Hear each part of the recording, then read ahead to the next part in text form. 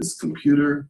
So I now have your screen. I can see that it's recording and I'm capturing what you've got there. So that's good. Okay. And I'm going to start a audio recording just as a backup, just in case, you know, something gets mangled with technology, which every now and then happens, right?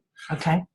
So in terms of the questions, that there's two sections of that survey, right? So people that are doing the survey entirely online, if they are not able to meet with me, and I'm glad you made the time to meet with me, because I think that having a discussion is the best way to get most clearly what you want to express as opposed to what we're looking for. So I think that section 1 is the one that everybody does online, which you've probably already done. Yeah. And you're familiar with those questions. The section 2 is the qualitative side of things, and you can just click through those. So if you want to redo your questions, just redo it, resubmit. You only have to answer the ones in that section 1 and then click to the end, and I'll delete your previous response. Okay. And so, but you know, you're familiar with the questions on question 1. Well, in question 1, there was how do these things support your work as a teacher? How are these different? Yeah. You know, so you and it asks you for your recommendation to the academic senate. Right. So in this format, I just wanted to give you an opportunity. There are a couple text fill-in on question 1, and I just wanted to, if you wanted to, either clarify or give any additional words, an opportunity about the question 7, which is working with the grade book. This is Joel, by the way, and it is March 7th, and I am having in conversation with Michelle Kelley. Okay. So working with the grade book, tell us about your experience working with the Canvas gradebook. For example, have you been able to configure it to your satisfaction? So if you want to expand on what you write, or if you'd rather just... So the thing that I'm working, in part of my class is groups, and I had groups change, and so this affects my experience with the gradebook. Is I called the Canvas helpline, waited for probably 30 minutes about how to separate one group and how to change the groups from the remainder, and it didn't work. So I had to manually override things, and it took a lot more time. So I don't really have any comments about the gradebook. But it's good to know that, like, you had, so we are looking for things that, you know, if the Senate or the provost decide to go with Canvas, we want to know things. It's not a democratic choice. Oh, I didn't. Yeah, I didn't. All right, sorry, that was snarky. No, so yeah, I don't really have any. I mean, I am not a new online teacher.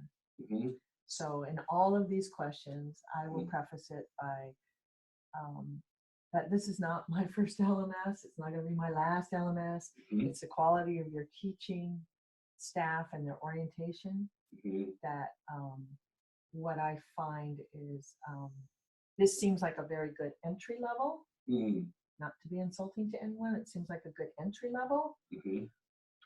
And that was my experience with the gradebook. Yeah, with that, because you've done a lot in the nursing program.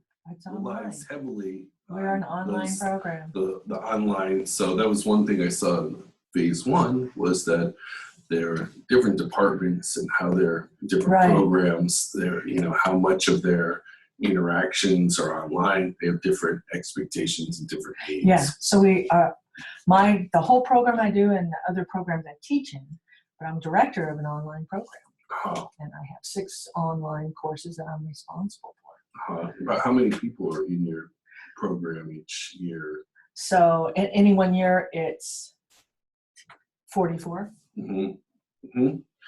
And so with, in particular, with the grade book, there were some obvious, and I know I'm married to a nurse who did go to the Sonoma State program, so I do know that nursing is different in some ways. It's asynchronous. You've got different people that are preceptors, that people are not necessarily all that working in different schedules. They might meet at But we different hold times. synchronous sessions. And you do have synchronous sessions too. But what program did she or he go through?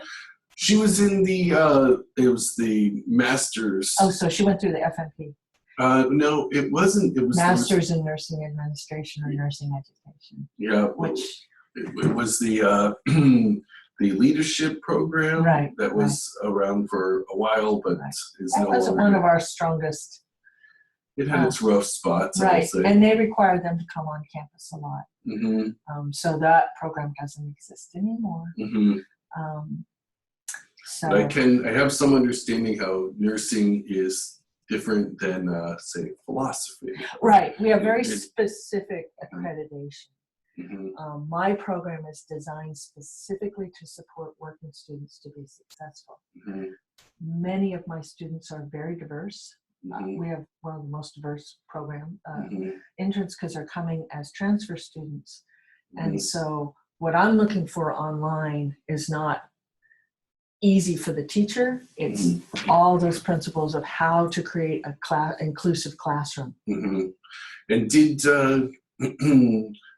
did anybody look at how many instructors is it just you instructing your class, or there are a lot of different teachers that? We don't have many, no. Mm-hmm. So there's only like 4 or 5 of us. Okay.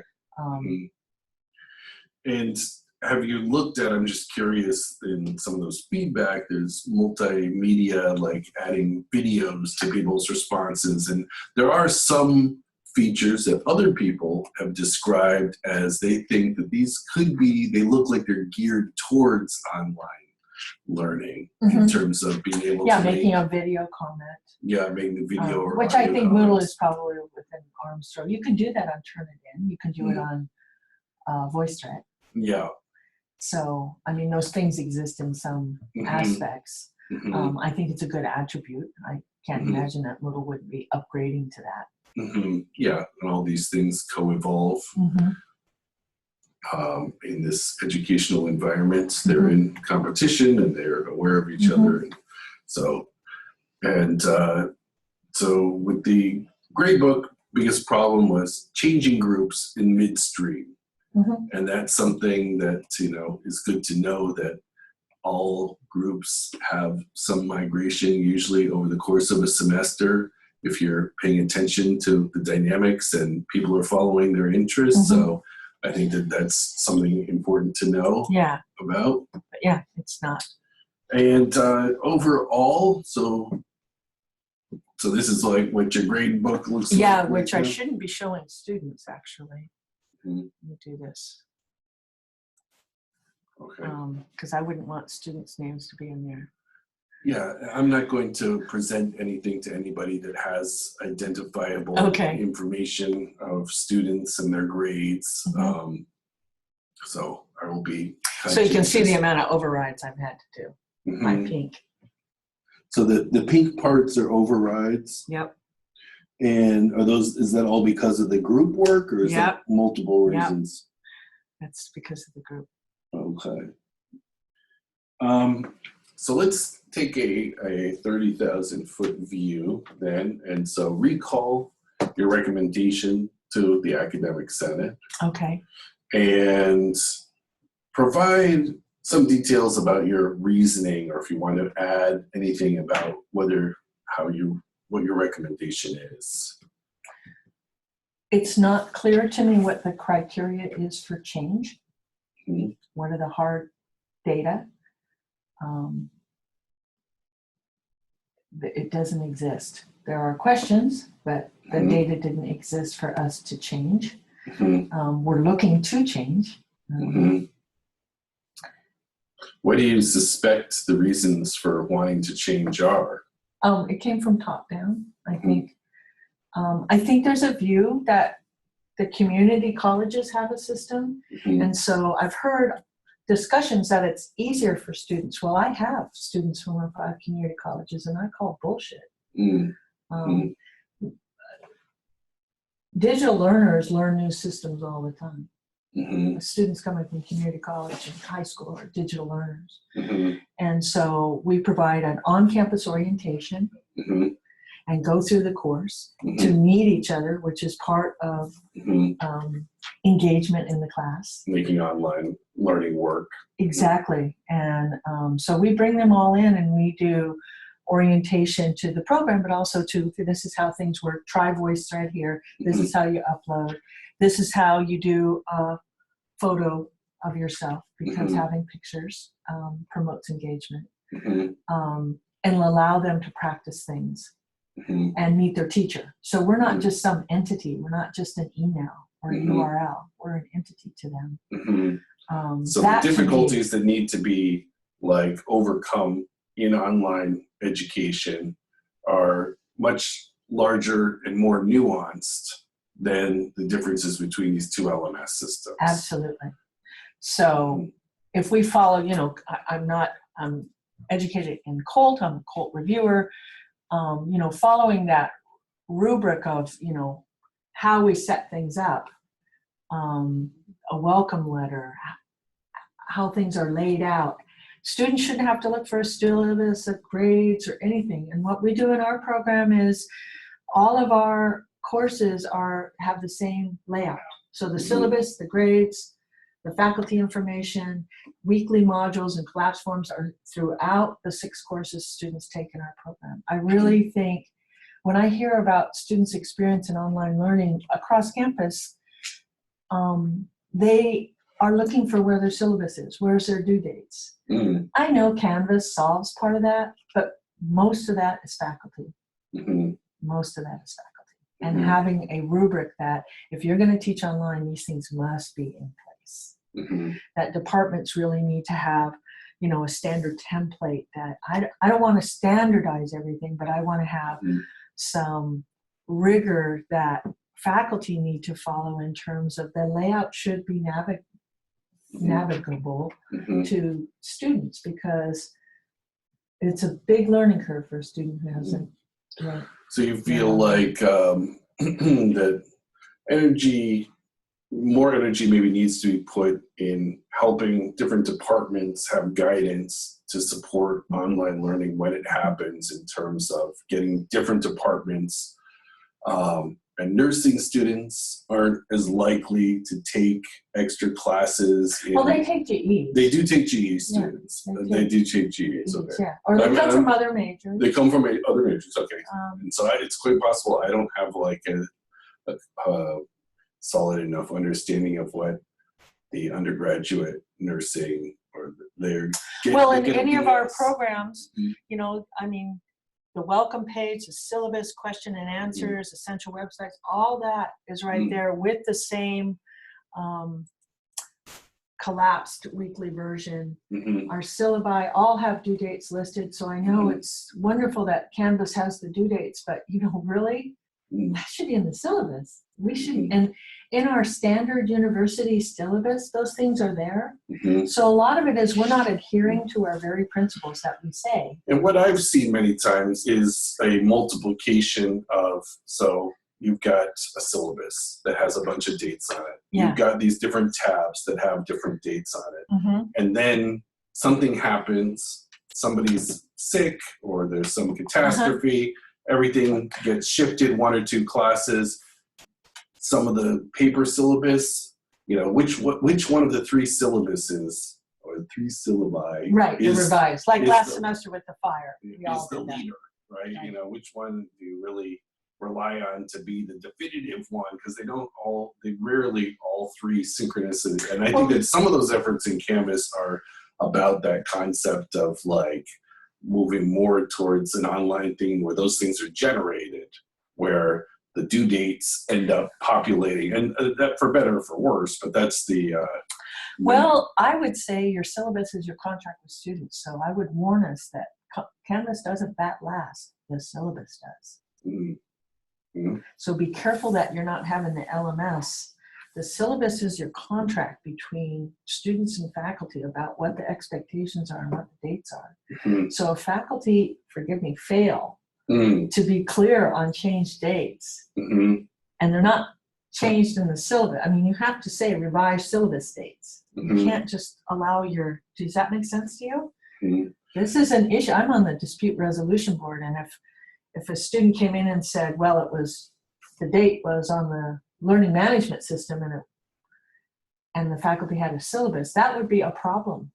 Because the syllabus is that is one of the things contract. that would need to be clarified, university-wide, is if they adopted Canvas, say, what does that tab mean? Is what happens on that tab your contract, right? Whatever document you upload there and whatever dates are there. I mean, I think that there is some clarification, and I have seen faculty look at that tab and say, that's not a syllabus. That's an order of dates. And I think it was intended that the syllabus would be put into that top, and that it wasn't saying that this is the syllabus. It's like once you put your syllabus on that tab, then it becomes the syllabus. And you might say dates may change and see LMS for recency, but you should have something. I mean, to have 3 syllabi and be confused is not good practice.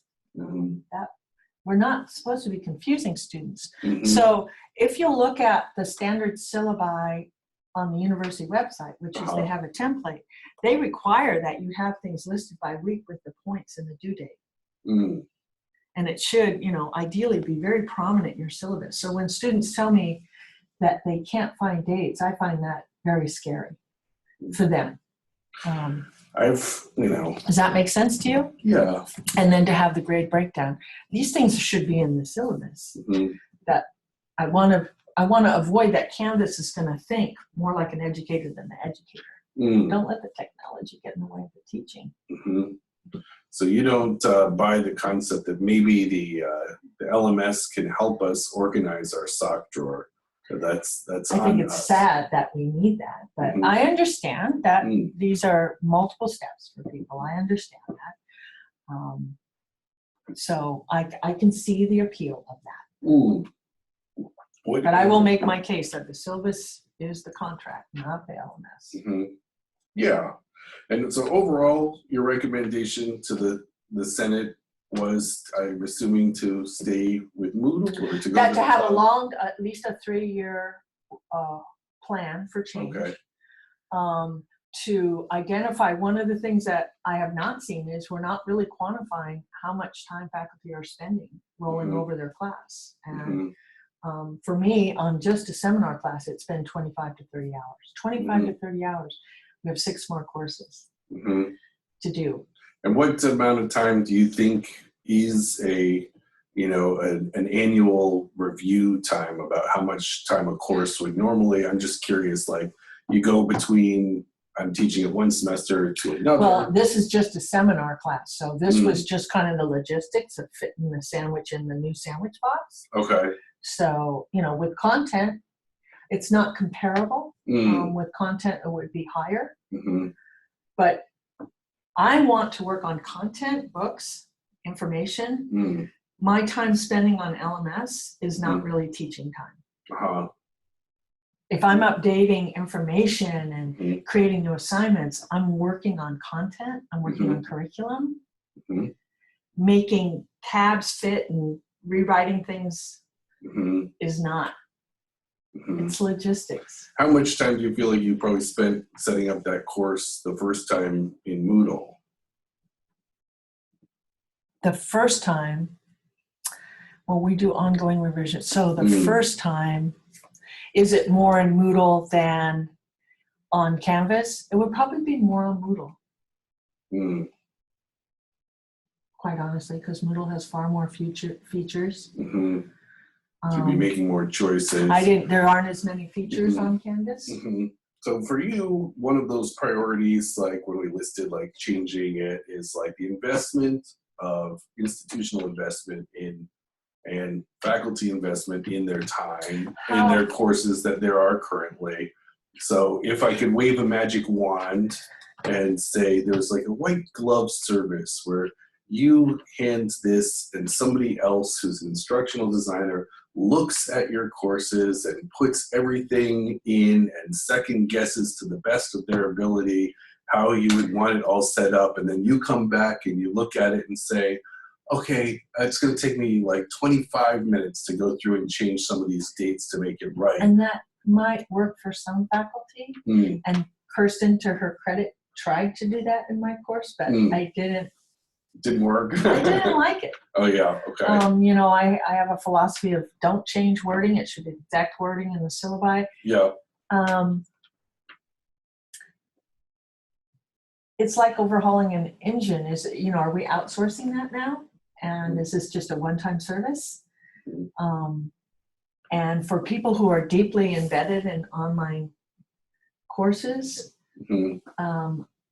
I see that as appealing, but even with us rolling it over, so you're looking at like whichever service you go to, a soft transition so that people have time to make those and to spread out those efforts. And do you think it would be confusing with students during that time to be whether like which I'm on my, you know, the cloud-based version of Moodle versus I'm on the version of Moodle that is... Well, I wasn't aware that we would have to switch to the cloud-based version. I don't know exactly so what I that would say if, like. you know, my analogy is when we do electronic medical records in a hospital, that's going from paper to 100% online. It's a 3-year process. Yeah. So it sounds too, and one of the things that is kind of ironic that I see is that the people who are the heaviest users, then it has the most impact for them. The people that are the lightest users, it's, you know, I can take, because I have faculty that were able to transition their courses in less than an hour, you know. And were they to the same depth and all the features as anybody else's? But most of them, but they were lighter users who were going to say, I've used my LMS in lots of ways, and I picked a course that was going to be an easy transition. I didn't pick my hardest course. And right, I did. I picked my easiest course, and I was surprised. Yeah, it was still very difficult for you. So I would want the academic senate, the issue of how will faculty be compensated? Because even if an instructional designer does it, I have to go back in. And I don't know if that's really. I'm just trying to say. I've worked at schools that you've got the one-time cost of the transition, whatever it is, and how is the faculty, you know, compensated for that, or how does that cost? And you may select certain programs. Like, you know, we're an online program, so us starting Canvas in fall is not physically possible. Because we have this thing called summer. So it's not physically possible for us to change all of our classes and be at the caliber that we are. And so if you put aside like one-time costs, if you try to look at Canvas like in a bubble, and you can still, would your recommendation change, or would it still be the same? Bubble?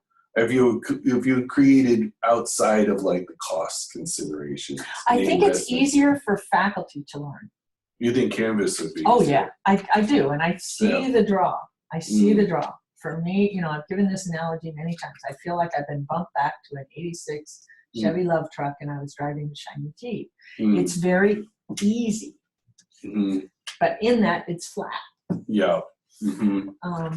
And I didn't realize that would be the draw. Is you know, I understand we want more people to teach online, but this doesn't seem to be about students.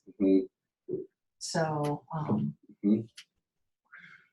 Yeah, it's hard to know. We are looking at those students to try to see what their experience is like too. You know, that is important to weigh both. You know, we have a very invested and very articulate faculty, and so it'll be hard to gauge. And obviously, what's good for the faculty is good for the students in the long run. what's good. And so there are a lot of considerations there of like, what will the differences of the student experience be like? And as you pointed out, there are lots of different policy and systemic issues. Like, so yes, we could have better expectations of, or give better guidance, or provide, better best practices of what an online course looks like, and what a good use for a face-to-face course, or what are your options for the LMS. And so there is more support of the faculty, of the LMS, that either platform you go to really get the use and adoption and consistency of the student experience to be similar, whichever platform you're using. There's a lot of it comes room. down to, the support and talent of the faculty and their skill level. Yes. And their priorities, And then think about all the people you have that are really Moodle mentors. In my department, I will get emails, calls, and can you help me with this, from multiple people in our department to help them solve Moodle issues. Oh yeah. Taking that away. And so I think that is something that many of us are really skittish about, is who will be the mentor as we have that learning curve. Yeah. The learning curve is not insignificant, and that is a consideration. And how that, and when you're dealing with systems, you're also dealing with what's the reality of what's going to happen, and what the teaching. And so it's difficult to gauge, will a simpler system end up getting broader adoption, or maybe that's not really what the barrier is to adoption. It's hard to know what ends up. Well, we had students that rated our system highly. We had faculty that rated it highly. So again, I go back to, what is the criteria to make the change? What's the motivation, and what's the criteria? I think I understand the motivation, but what's the hard criteria is, so if we get so much data from this, then the decision is made. And that it's hard to make these arguments with people who don't teach online. I'm concerned about the data, because will we have a clear understanding between the programs who teach 100% online, teachers who teach 100% online and have experience teaching, from that brand new teacher with a student who's never taken a class online? I don't think those are the same responses. Yeah, right. Those are two different kinds of responses. We've got 3 courses that are entirely online in the pilot.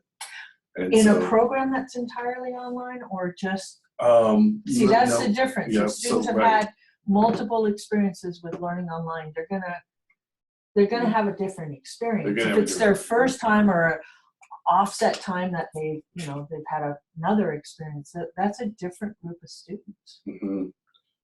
Yeah, and that's hard to gauge because the needs of different departments are so different. Education is sort of split. So you've got your course, Jordan's course, and Cindy's course, and hers is maybe 18, 20 people, and in the School of Education. So those people would have a lot of face-to-face classes too. But that's in our sample. Your students and Jordan's students are our strongest representatives of students with significant online. There's a business course. Those business is a face-to-face course. It's in a department that does a lot of online. That one I don't know. I can't speak to that. But both of our courses are 100% programs. So anyway, we're not getting through our questions very fast. So I guess the academic senate, the context is, this wasn't faculty or student driven. So if it's going to become a reality, please make it a rollover that works. And so you don't really have a vote because you feel like it's not your decision to make any. No, I don't think that. We were consulted ahead of this, and it's scary to me how few people are making this decision based in contrast to school-wide surveys of students and faculty. Our program, every single course, mid-program, end of program, we ask them their experience with LMS. And it's high. Well, across different disciplines, this sampling of 400 students will be one of the better screenshots or captures of that type of data for both Moodle and Canvas that we will have. So in some ways, the information we collect over the next 2 weeks is a good opportunity for students to be able to make those comparisons in a way that will generate data and that will, it's very similar to the types of questions that you answered, where you're rating the helpfulness of those two programs. Right, and then you heard my other things about the syllabus and the LMS. Okay. So that sounds good, and I will try to be quicker. I know it's a big question. It's like there's a lot here. So we can try to, so ease of use, you talked about it a little bit. So describe a little bit your experience with the LMS as it relates to ease of use. Canvas? Yes. Rolling over was a disappointment because it had been advertised as Moodle interjects well, and it doesn't, in my experience. I had to go back and redo every topic. So the import, the migration experience, which you started out trying to import, it sounds like. I did, but then I ended up redoing everything, which in the beginning, to all fairness, Kristen said, well, just, let's just start from zero. And I'm like, no, that I can't face my faculty and say, okay, we're going to start from zero on these courses. Our expectation is that we should be able to roll it over. Well, rolling it over doesn't necessarily make less work. And so is there any way that you could, since I have you here, is there any way, what do you think the best way to frame that argument towards if other people are having to adopt the Canvas and you have the power users that are the people that are going to most want to import their data, and you've been through what you've been through, what would you say to them? Because they're going to want, just like you, they're going to carefully. They're going to want to say, be I need prepared to see it to myself. write it from ground zero. And would you advise them to start from ground zero? I'd advise them to sit down and practice with instructional designer. Okay. And then look at, okay, what didn't work? And then should I just start from zero? And that part I just didn't appreciate. I just powered on and said, oh, well, I'm going to make this work. Yeah. And at that point, I think you can roll it over and see what it looks like. Yeah. And stop. That's the stop point. Is, okay, how much time will it take you to create a whole new thing versus trying to rehab all of this? Yeah. So that was a little bit of a disappointing experience. I mean, they had said several times it rolls over well, and I thought, I interpret rolls over well a lot differently. And did you use a lot of, you said you use like Turnitin and things like that? I know that wasn't the big deal. Okay. I use RSS feeds.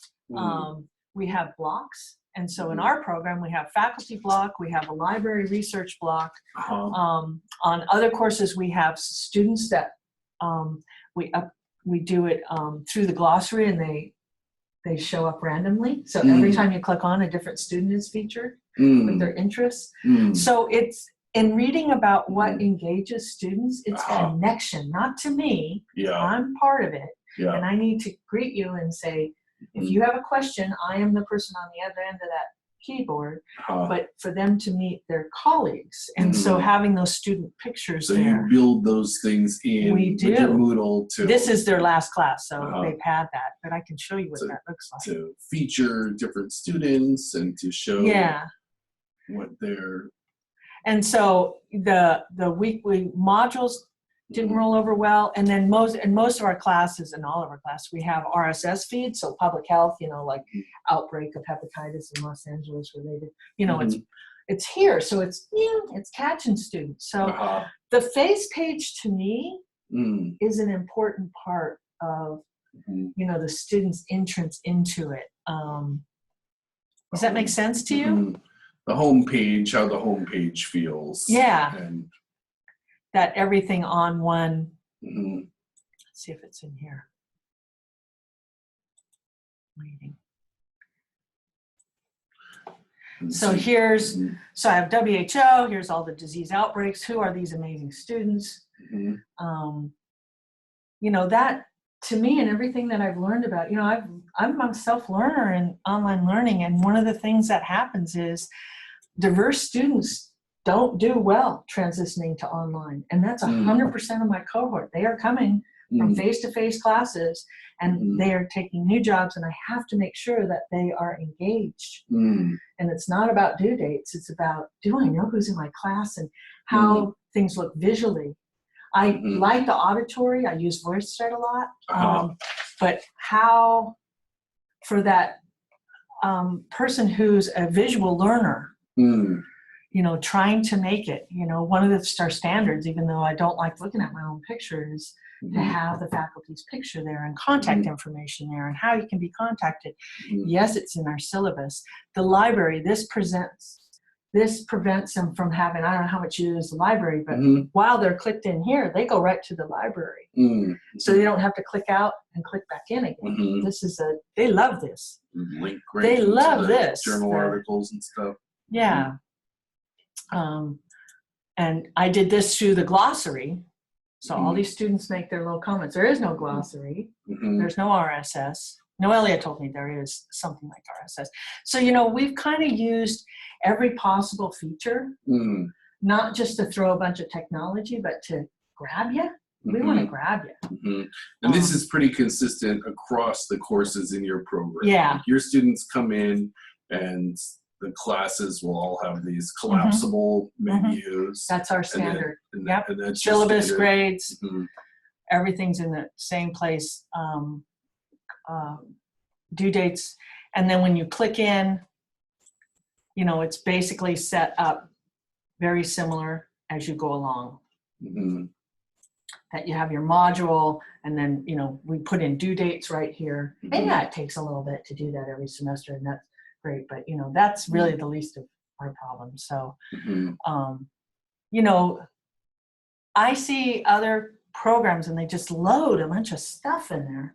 And I've done that Cole training where I was very challenged to find where the due date was, because they just had page after page and material after material, and more isn't better. So anyway, just in looking at research about online learners, particularly diverse learners, high GPA students from, solid backgrounds of, a great public school education aren't going to struggle. It's going to be your student that has, does well face-to-face. You can come into a class and you can sit passively and you get talked to. So that learner struggles when they come to this. They struggle a lot. And so that is one of the questions. Obviously, I think one of the broader concerns, right, is how, and this could be part of the overall experience, and the question 19 is, what is your impression of Canvas? Because I think that issue is a concern, and like that question of how does the choice of the LMS affect the diverse or the underserved learners on or campus? How do we assure that our LMS, I don't care what it is, give me a truck that runs, I'll run it. But how can I be sure that my diverse learner is going to be engaged in this? I mean, it looks like the way that you end up setting up the home page, I appreciate. And I did try one, and that's the home page, but you only have to look at this once. Yeah. So this is your Canvas course now? Yeah. That you're looking at? So this is only one page, but see, I can't really, I don't have to go here each time. Students will only go maybe to here once, because there's only, course description. And I saw some that had buttons, clicking buttons. Uh-huh. Um, Some people built their course using pages more. Instead of like focusing, they like hid the modules and they didn't use the modules at all. What you seem to have set up in the left side of your Moodle course seems like it is kind of similar to what you have in the modules. Like there's not, within your modules, that section on your Moodle course, you don't have a lot of like pictures and inline text in the nursing program in this section that lays out. And so it has kind of snapping open menus. This is very similar. The actual modules, are similar. It's just going into that. And you're right, is I looked at a couple, but my hope was just to try to translate to what it would look like.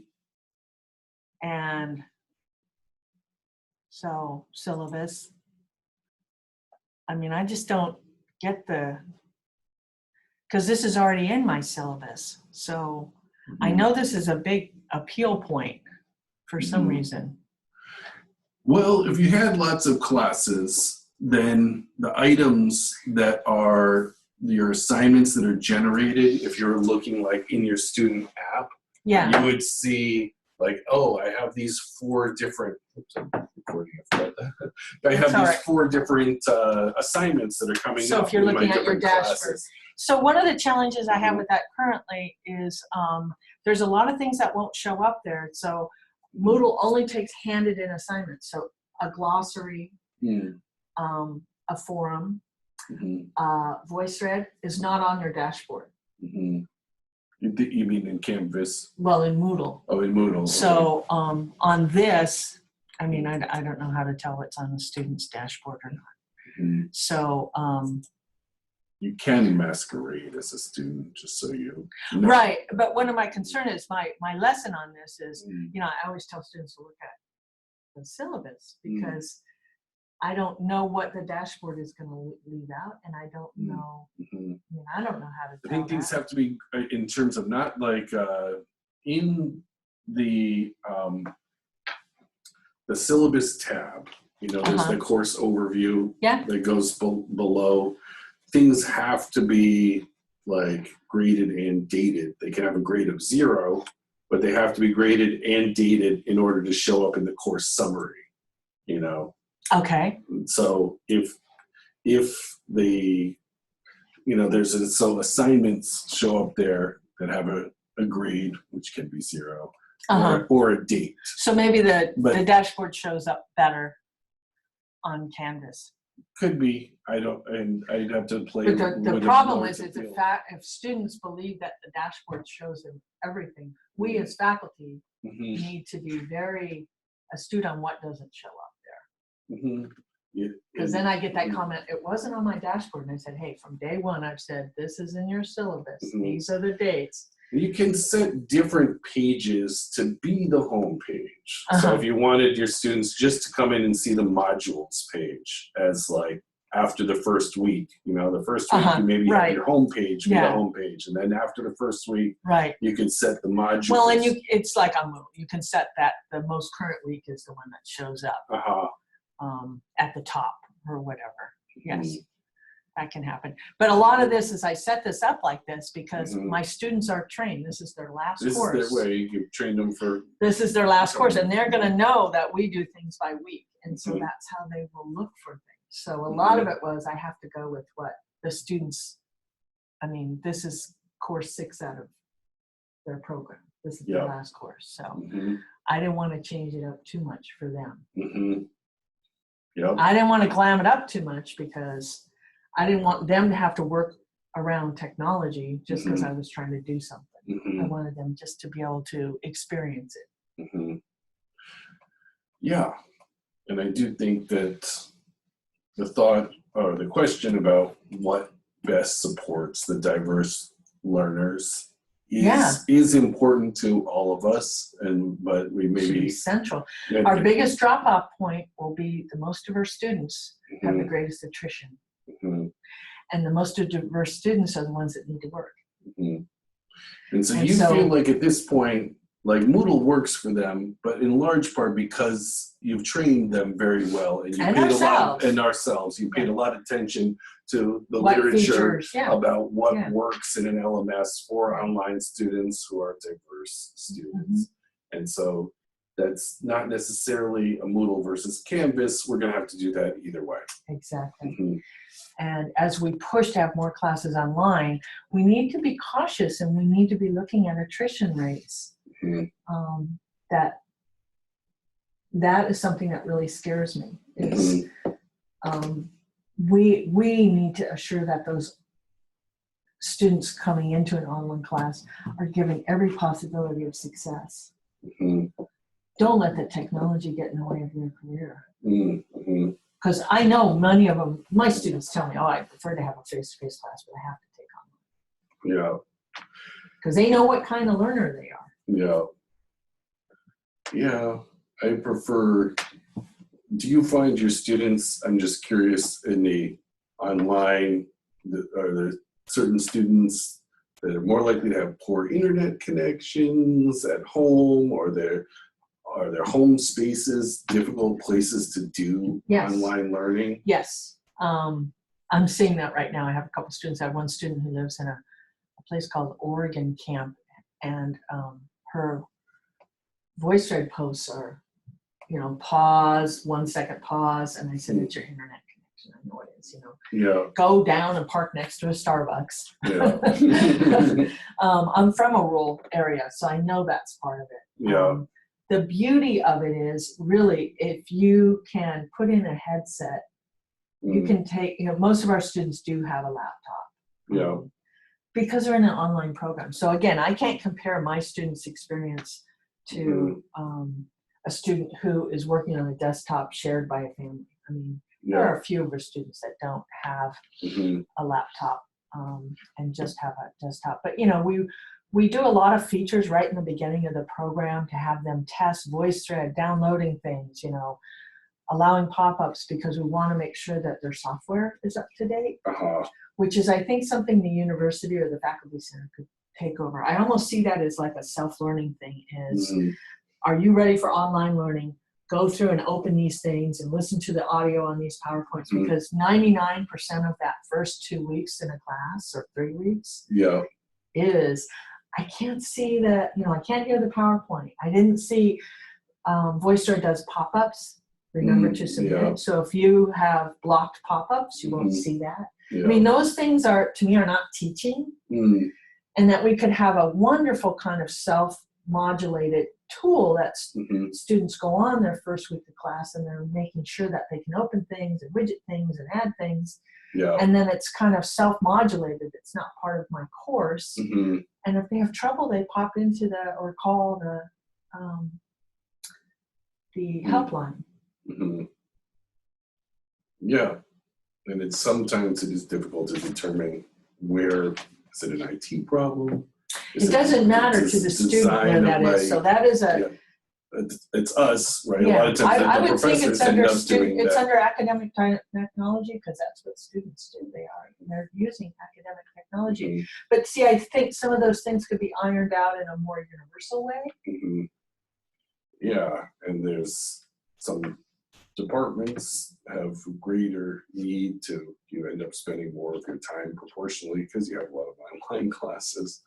Well, and a lot of it is, I don't know how to explain to somebody on a PC how to disallow their pop-up. And that really shouldn't be my purview. Remember, I'm brought in as an expert nurse. So don't delude the teaching experience that we're now discussing student software as part of our online role. Because I really draw the line at that. I say, well, this university should support that. That's the classroom that I'm not using physically should be supported with the student helpline.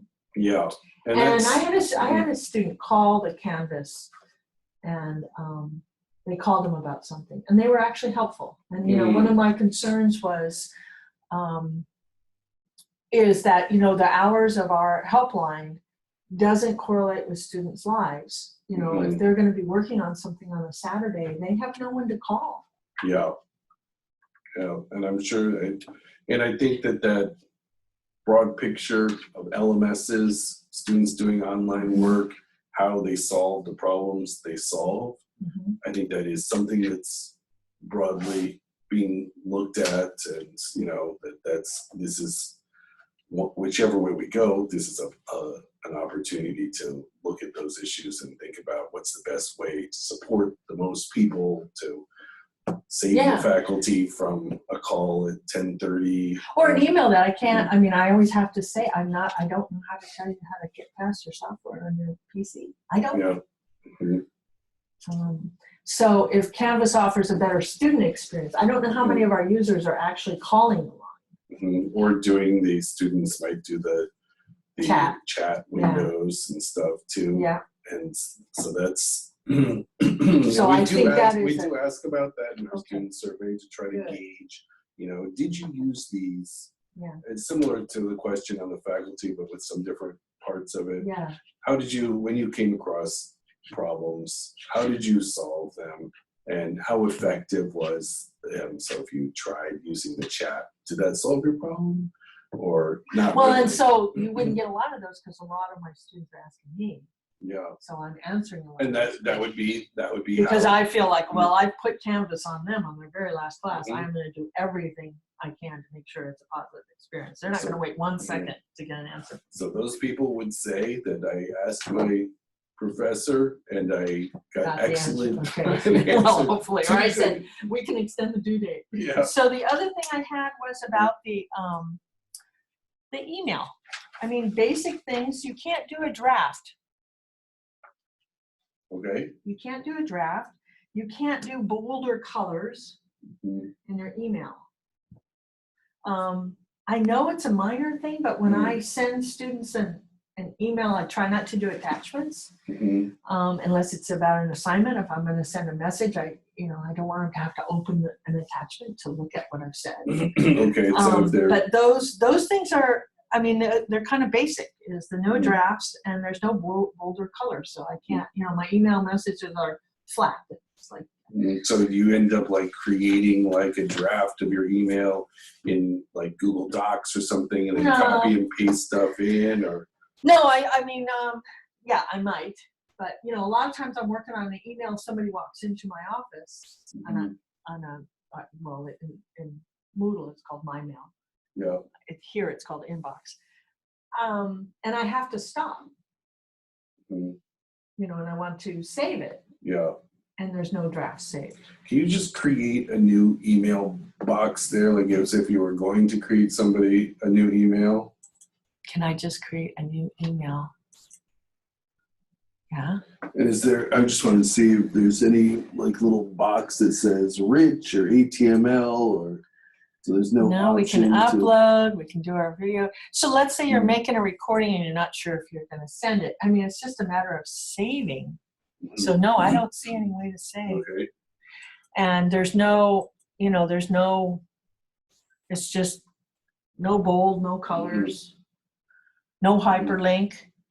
I suppose you can do a hyperlink, I'm not sure. So that's a good, so that was one of the challenges that you had. Yeah. Any other challenges that you came across? Well, no, I had the no blocks. We don't have a glossary. Like that library link, they'll have to click someplace else. The blocks to me were a good aspect of the course. And the blocks that were on the right hand side that had research, RSSS. You liked having a side panel that you could have a whole bunch of information that would be constant. Not a whole bunch, but selected. Dynamic. Yeah. It's not. The RSS. They're there and they get updated automatically. And then your tabs are right over here.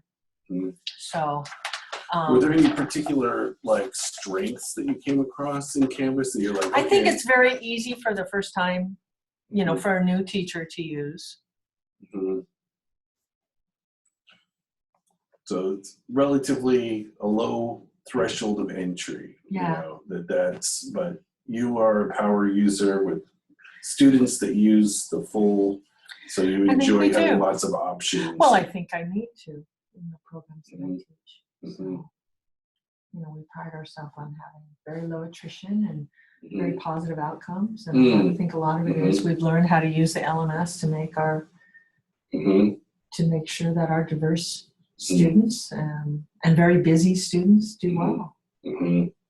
So if you're going forward, you'd want to make sure that you found ways to make things dynamic, like the feature of the different students showing up, and more ways to engage, given the particular tools that you have in Moodle. Over the course of 7 years working with Moodle, you kind of tweaked it to found a good way to build that online engagement of students. So your biggest workflow, this is a question of like, were you able to recreate your workflows that you used in Moodle? Obviously some of them I would say did not. I think almost like 60-70% of the things that I do I couldn't do on Canvas. And so you would need to find different ways to engage the students or to create some of those similar things that you. And Kristen showed me a few courses, but I still thought I was leaving the Jeep. I was going to the Chevy Love Truck. There was nothing that was like, So at this point in your life, you're ready to drive a Land Rover? Well, it's not my, no, I don't want the Land Rover.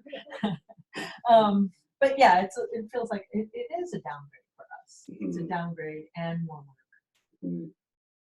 And do you think it's possible that there are like parts of Canvas that offer features like the way that you might use, you can put like timed comments in videos, so the video feature has a little bit more of kind of like the art videos there. Like say you were watching different people doing different procedures and they were doing the procedures right or wrong, and you had students identify when somebody was making a mistake in the way that somebody was. I don't. For instance, I'm just saying. I guess broadly, do you think that you might think we discover could, things in I Canvas? think a video I did not utilize, I think that's possible for sure. One of the challenges I had, you were talking about gradebook. One of my many challenges was I had students upload. They revised something and then they uploaded it again and then they uploaded it again. And then I wasn't able to, it was pretty hard to determine how to find the most current version, where Moodle, when you go in and you've had multiple uploads, you can tell by dates, and they didn't list them by dates. Bob went over it with me. Okay. And I'm like, oh, this is hard. Let me find one. This is Speed Grader, so I added Daniel to my class. I made a rubric. The rubrics didn't roll over from Moodle, and I have rubrics in every class, every assignment. That was huge. So you had to remake all your rubrics. Remake all your rubrics. Did you find the Speed Grader to be speedy other than the multiple? I could see where it would be, but I had that problem with the group. Yeah. So I had to go in and do a lot of stuff manually. Any possible benefits got gobbled up by. Yeah, I could see where it would be. Yeah. I'm trying to find the one where I could see multiple uploads. I'm not finding them. This is the draft. Okay. Keep talking. I can click through here. You can click while you can think. Yeah. So what, any accessibility issues I just wanted to see that you came across where you noticed that Canvas might affect individuals with disabilities? Well, it's kind of that visual outlay that I know many of my learners are more stimulated by, pictures. And again, how I produced it was flat. So in nursing, we don't tend to have a lot of students with significant visual issues. So that's one of the big ones. You had a lot of students with disabilities that you found good tools in Moodle to help with, or are there? No, I haven't. I haven't had that experience because, again, nurses have to have a certain amount of, it's required by law. Yeah. And only now that law is starting to change. We've had our first student who had low hearing We've never had a student who's had significant visual impairment because there are certain things in the Nurse Practice Act that says that you have to be able to move people, you have to be able to move around. Like, for example, we don't have people in wheelchairs. Yeah. So, you know, it's very restrictive and moving to be more inclusive, but I don't face big accessibility. Yeah, people in that way. and people are like, oh, no, you can't do it. It's like, well, you can, because if you think about it, I can't lift a patient if I'm in a wheelchair.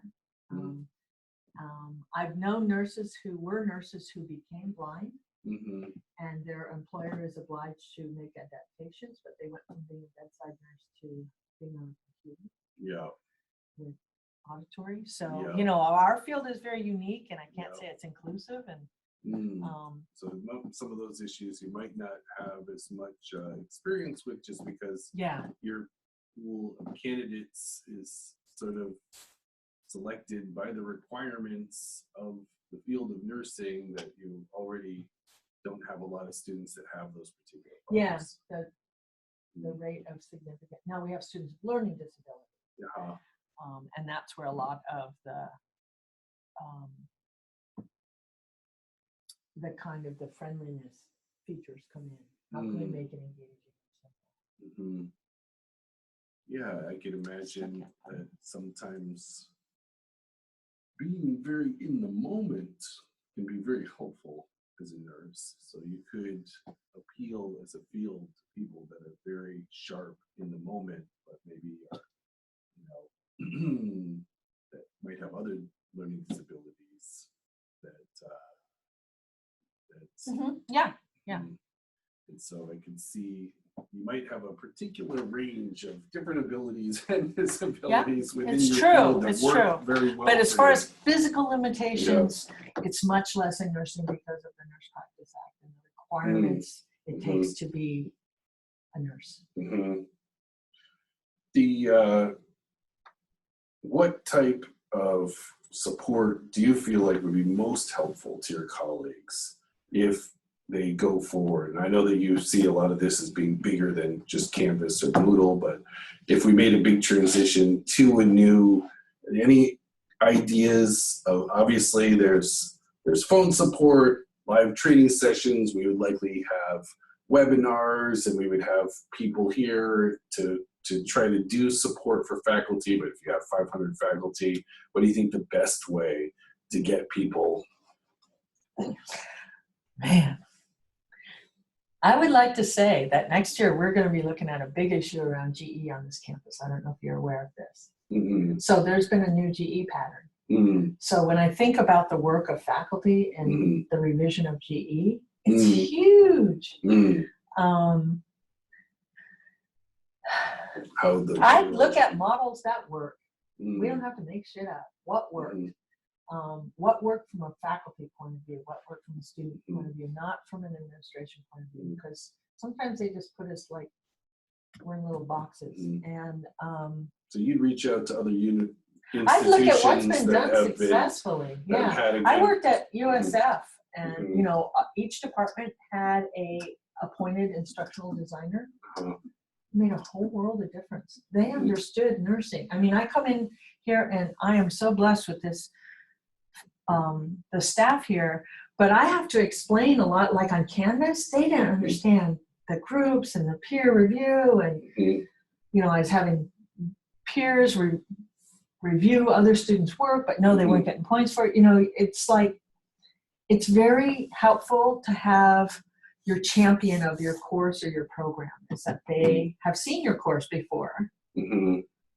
Like Noelia is my point person for VoiceThread because she knows that I'm using VoiceThread heavily, and then she is my person to go to because she's been with me when I've set it up, and she's kind of vetted it. Okay, this works with peer reviews, and this.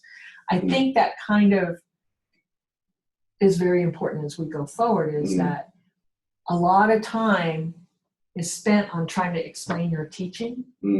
But if you have the same person or pair of people, does that make sense? And a lot of schools, like our librarian, I have a nursing librarian. So they live in the library, and they But if it's a nursing question, it's it's a nursing Rita. question. It's Rita. You've got certain And so- people that are. Yeah, and I think there's a lot of generalist users out there that can kind of go to anybody. Yeah. But there's a lot of programs that, we teach online the same courses. Mm-hmm. And it's a difficult balance. I mean, I've spent a fair amount of time in the School of Education. Right. I can see that, I don't know if it's a full-time position, but you could almost have somebody, that could be an employee of the School of Education that, brings together and makes that, at the very least, somebody can spend a few months, really getting sounds like a lot of the ducks in order that you have in order. And then Noelia it's like having a, midwife at birth. She's there when it's conceived, and then we see, I show her at the end, okay, here's how things wound up. So we're the beta testers in nursing, and I am one of the biggest beta testers. I mean, I am known for pushing Moodle to its nth range. Yeah. But part of it is, they learn from the lessons that we do. Mm-hmm. And if you have a new person every time, it doesn't work as well. Do you think it would make any sense of it coming from the department side of things? Well, when you say employee of education, no. We should always have a faculty center. And everyone here should be able to answer general questions. But, for my program, I know you're going to increase staff here. You should increase staff. I want to have, the couple people at least that have worked on that course with me. That are dedicated to understanding a couple of different disciplines. Well, at least, yeah. Have, somebody that specializes in really understanding nursing and the way that you use. And understanding the course. They're not explaining that course and wasting all that time. Yeah.